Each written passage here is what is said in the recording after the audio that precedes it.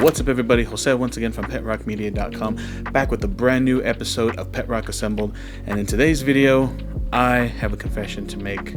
It's going to take a lot for me to say this, and I think a lot of us photographers need to come to grips with the fact that some of us have an obsession and an issue and are addicted to gear, specifically photography gear. And I'll let you know I have that issue. I'm addicted to purchasing and buying new gear, and I know it's kind of funny and kind of counterproductive and counterintuitive to kind of some of the things that I've been talking about as far as buying the perfect gear, perfect lens, all that good stuff. But what made me realize that was over the weekend, my daughter and my mother were out at some yard sales in and around our neighborhood. The community was having like a large yard sale, kind of just spree, multiple houses, things like that. And looking, through various places and various, sales and things like that, they had some older cameras and things like that. And where it was known 100% to me that I have that addiction to camera gear is I found a small little camera that back in the day when it was kind of I don't want to say go-to camera because it's not a DSLR, it's a point and shoot, but back in the day I had always wanted to have a power shot, and that kind of leads me to this camera that was purchased for $5 whole, and that is this little bad boy right here. This is a Canon power shot, and you can see right there, see if I can get it to focus. Let me turn it this way. This is a Canon power shot camera, and this is the PowerShot SD880IS for image stabilization.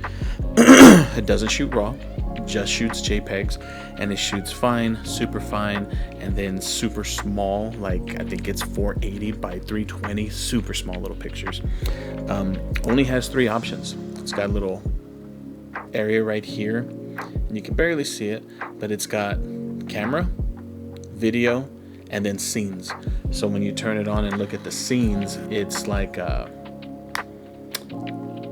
fireworks, cut like portrait. It's got portrait, it's got night snap.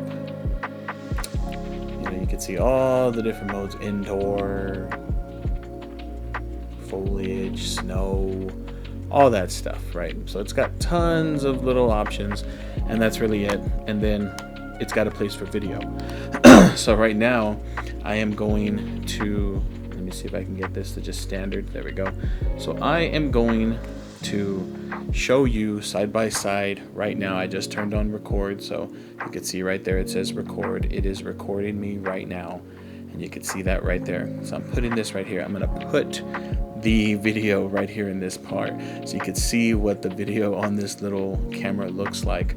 Got a big old softbox octabox with a grid on it, big old soft light right here, so the footage could look a little good. But again, this little point and shoot, got it for $5 whole, and it's just it gave me a little bit of inspiration to start photographing with it because it's so small, it's so pocketable. So I was taking it with me for like the last couple of days and just shooting with it, just taking little candid shots, little snapshots and things like that. And it's just it's funny how having an R5, I'm going to stop the video. So having an R5, having a Leica Q2, having an X Pro 3, having an XT4, X100, all of these cameras, Olympus pens. And what really kind of solidified my weekend of picture taking was this little bad boy right here. Fits in your pocket, literally. This was back when cameras were super, super pocketable, because back then people were interested in capturing images. And what I mean by people is I mean by just individuals who wanted a digital camera to go shoot because they didn't want to do 35mm anymore. They didn't want to do disposable cameras. They wanted to take some pictures, and then they wanted to take their little SD card out of their camera, take it to like a Walgreens, a CVS, a Walmart, Target, I think at one point had them also. Those little kiosks, put your card in, pick the pictures that you wanted, hit print, boom, they all come out 4x6s or 5x7s. And then you went on your merry way. You had your pictures and everything was great.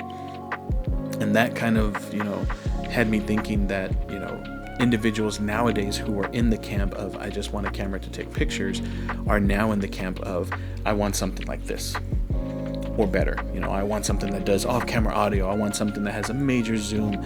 I want the and most best bokeh I can get. I want an f0.1 or 0.999 aperture.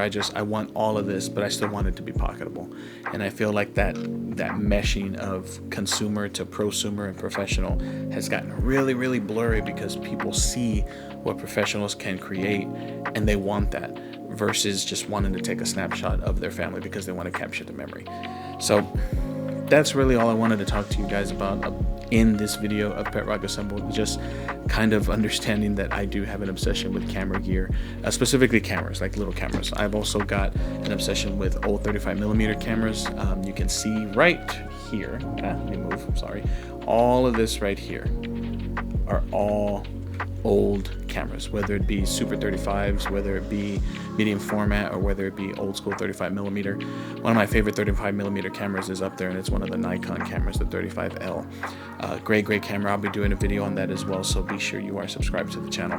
But again, just wanted to talk to you about what you guys think about where we've come from cameras such as this to cameras like the RX100 lineups or the ZV-1s, or some of the Fuji cameras, the X100s, cameras that are aimed at prosumer photographers, but at the same time for individuals who are just wanting to go out there and capture. What are your thoughts? Where do you think we've been? Where do you think we're going? What do you think we are now? And do you still find a little bit of just beauty in a small little just camera that takes great photos, and you don't need to worry about everything else? It's super small, compact, and you just take it and capture the moment and capture the event and capture the memories. Let me know what you think in the comments. Shout out to all of you who have subscribed to the channel. We at 2,415.